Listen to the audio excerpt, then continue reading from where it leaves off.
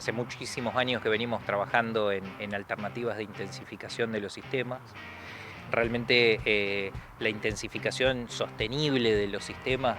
es una de las grandes estrategias para enfrentar la cada vez mayor demanda de alimentos que tenemos en el mundo por el aumento de la población. Y cuando hablamos de esta intensificación sostenible hablamos no de usar más insumos como se interpreta tradicionalmente cuando uno habla de intensificación, sino de usar mucho más intensamente todo lo que son las tecnologías de procesos. Esto significa incluir muchos conocimientos, conceptos en el diseño de las secuencias de cultivo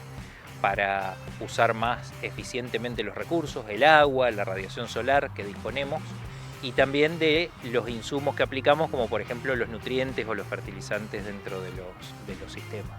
Y en este contexto de intensificación sostenible, el maíz tardío aparece como un elemento muy importante porque otorga al sistema agrícola una alta eficiencia que es propia del cultivo de maíz para usar los recursos, es decir, por cada unidad de agua, de radiación o de nutriente que hay en el sistema, el maíz es muy eficiente en producir altas cantidades de grano, y también por su fecha de siembra más tardía, más desplazada hacia el mes de diciembre, permite incorporar durante el invierno a otros componentes o a otros jugadores dentro de ese sistema, como pueden ser los cultivos de cobertura o algún cultivo invernal para grano, como puede ser trigo o legumbres invernales como arveja, lenteja, etc. Y también alguna crucífera como colza o a las alternativas más nuevas que están saliendo como carinata, por ejemplo. Dentro de esos cultivos dobles que se pueden realizar, la verdad que son alternativas que permiten incrementar de manera muy importante el aprovechamiento de los recursos, los rendimientos del sistema, y también mejorar muchos parámetros e indicadores relacionados con lo que son la sostenibilidad de los sistemas. De hecho, hoy en el Congreso, la presentación de Miguel Taboada demostró que las secuencias intensificadas que combinan, por ejemplo, arveja con maíz tardío, son una de las secuencias que mejor balance permiten en términos de lo que se conoce como huella de carbono, como solamente para citar un ejemplo de los factores o de los efectos benéficos que tiene la realización de cultivos de un cultivo de maíz tardío cuando se lo combina con una alternativa invernal. Creo que tranquilamente el área de maíz se ha incrementado de manera muy notoria, de la mano de lo que es el crecimiento en el área de maíz tardío, ¿no? En esta campaña no se conocen muy bien las proyecciones, pero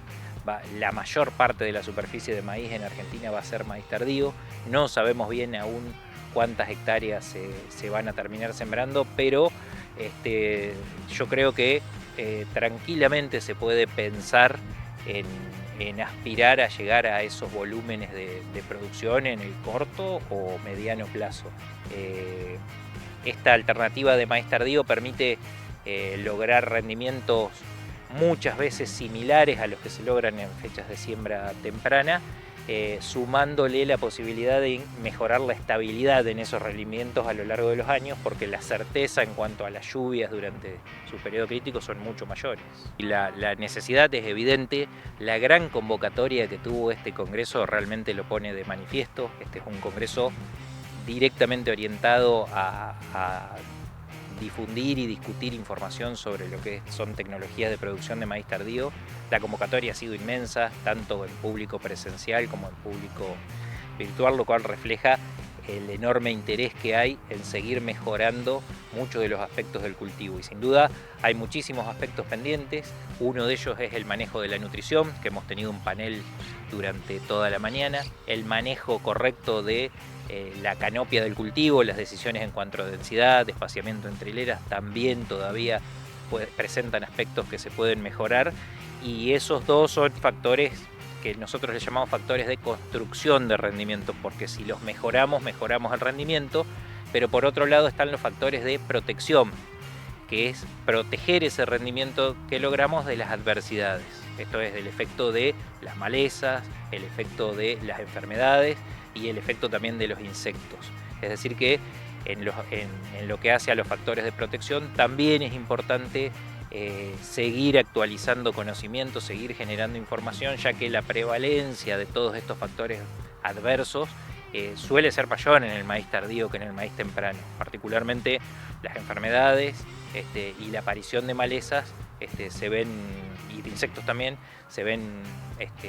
agravadas en fechas de siembra tardía en relación con las fechas de siembra temprana, y es necesario actualizar los conocimientos porque es muy dinámica la realidad con respecto al tema de adversidades. Cambia campaña a campaña, con la aparición de nuevos organismos,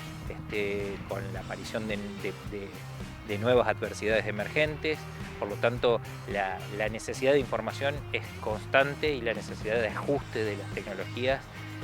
sigue estando más vigente que nunca, mucho más si queremos cumplir con estos objetivos que vos mencionabas de incrementar los niveles de producción del maíz a nivel del país, ¿no? Con respecto a los factores estos de construcción, el aspecto de la nutrición es un factor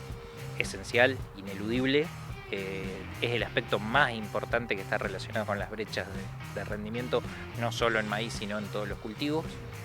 También algunos aspectos del manejo del cultivo, como la elección de la fecha de siembra para el ambiente en el que vamos, de la densidad de siembra para el ambiente en el que vamos a hacer crecer ese cultivo,